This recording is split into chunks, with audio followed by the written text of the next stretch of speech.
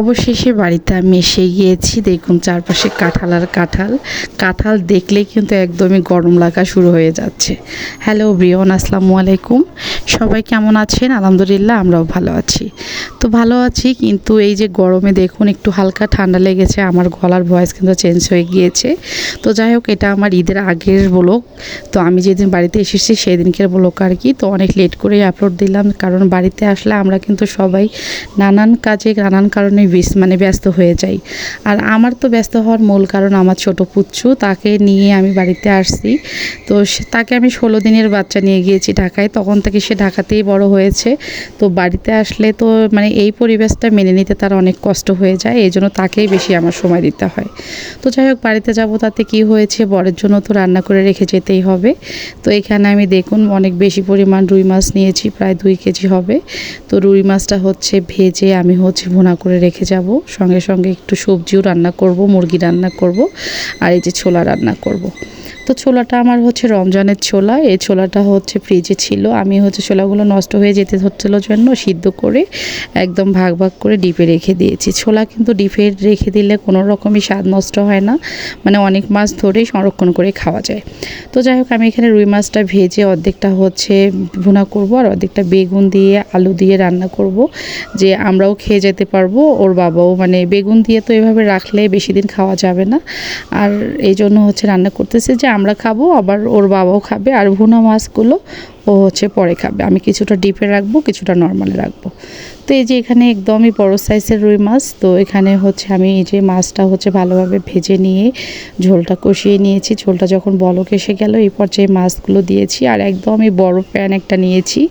মাছ কিন্তু সবসময় সাবধানে একটু রান্না করতে হয়, কারণ ভেঙে গেলে একদমই আমার বর খেতে চাবে না। তো যাই হোক, আমি মাছটা এখানে রান্না করতেছি, পাশাপাশি মুরগির মাংস ভিজিয়ে রেখেছি। বাড়িতে আমি যতই যাই না কেন, কিন্তু তার জন্য আমার টেনশন থেকেই যায়। যদিও তাই বাহিরেই খাবে বলতে, অফিসে তো সকালে নর্মালি তেমন কিছু খেতে চায় না, হালকা নাস্তা করে, আর দুপুরের লাঞ্চটা বাহিরেই করবে, আর রাত্রে শুধু এসে এগুলো খাবে। সে সকালে উঠে ভাত রান্না করে যে লাঞ্চ নিয়ে যাবে সেই ধরনের লোক সে না। তো যাই হোক, এদিকে আমার মাছ রান্নাটা হয়ে গেছে, দেখুন অনেক সুন্দর হয়েছে। এদিকে আমি মুরগিগুলো রান্না করে নেব। তো এখানে মুরগির মাংস দেখুন সুন্দরভাবে একটু ভেজে নিচ্ছি, ভেজে নিয়ে রান্না করেছি। তো যাই হোক, খাওয়া দাওয়া শেষে রাত 3টা পর্যন্ত রান্না করেছি, কারণ আপুর বাসায় গিয়েছিলাম। আপুর বাসা থেকে রাত 12টায় এসেছি, আসার পরে রান্না শুরু করে দিয়েছি। রান্না করে রাত 3টের সময় ঘুমিয়ে যেয়ে পরের দিন এই যে আমি আবার রাত্রের গাড়িতে উঠেছিলাম রাত 11টায়। তো এখানে কল্যাণপুরে বাস স্টপে এসেছি। আসার পরে এই যে গাড়ির জন্য ওয়েট করতেছিলাম। দেখুন আমার ছোট পুচু কত সুন্দর করে দাঁড়িয়ে আছে গাড়ির জন্য, সে বাড়িতে যাবে জন্য এক্সাইটেড ছিল বোধহয়, এমনটা লাগতেছিল। তো যাই হোক, অবশেষে আমাদের গাড়ি এসে গেছে, গাড়িতে আমরা উঠে গিয়েছি। যাওয়ার পরে এই যে আমার বর্ণ একদমই সুন্দরভাবে বসে আছে, আর আমার ছোট পুচু দেখুন সে একদম দাঁড়িয়ে যাচ্ছে, বসতেছে, তার কোনো ঠিক নেই। সে কি বলবো আর, নর্মালি তো অন্য বাচ্চারা গাড়িতে ওঠে কান্নাকাটি করে, তার কান্নাকাটি নেই, সে একটু করে কার্টুন দেখবে, খাবে, আর এই যে ভাইয়ের সঙ্গে।